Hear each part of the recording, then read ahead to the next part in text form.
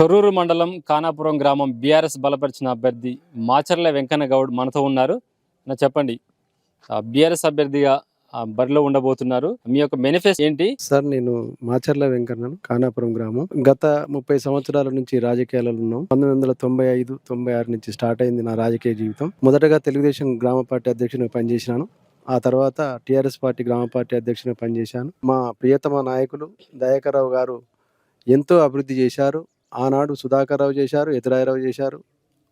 గతంలో దయాకర్రావు గారు మంత్రిగా ఉన్నప్పుడు ఈ గ్రామానికి ఎన్నో నిధులు తెచ్చాడు. పైలట్ ప్రాజెక్ట్ కింద 20 దళిత బంధువులు కూడా ఇచ్చారు. ఈ ఊరికి ఒక్కొక్క క్యాండిడేట్కు 10 లక్షల చొప్పున 20 మందికి ఈ ఊరికి ఇచ్చారు.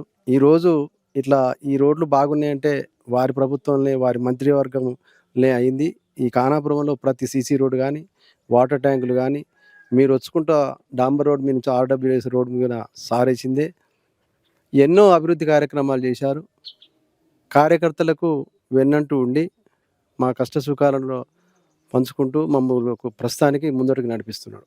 మిమ్మల్ని ఆదరించి ప్రజలు మిమ్మల్ని గెలిపిస్తే ఏం చేయబోతున్నారు? ఎలక్షన్స్ వరకే పార్టీలు. ఎలక్షన్స్ అయిపోయినాక ఈ గ్రామాన్ని అభివృద్ధి చేయాలి. ఒక మంచి నీట్గా పార్షాలిటీ లేకుండా అందరికీ సమానమైన న్యాయం చేయాలి. ముఖ్యంగా పేదవారిని ఆదుకోవాలి. వారికి కష్ట సుఖాలలో ఉండి ముందు వరుసలో ఉంటానని హామీ ఇస్తున్నాను. మీతో మాట్లాడడానికి గ్రామ సీనియర్ నాయకులు మనతో ఉన్నారు. మేమందరం కృషి చేస్తాము. ఆయన చాలా సీనియరు, ఎదురేరావు కంచి పని చేసినోడు. 2 సార్లు పార్టీ అధ్యక్షునిగా, ఒకసారి వార్డు నెంబరుగా. దయాకర్రావు ఒక కృషితోటి మేము అందరం అతన్ని గెలిపించేటందుకు సిద్ధంగా ఉన్నాం. ఎలా ముందుకెళ్ళబోతుంది? వ్యక్తిగతంగా మంచివాడు కాబట్టి మేము ఆయన గెలిపించడానికి ముందుకు వచ్చాము.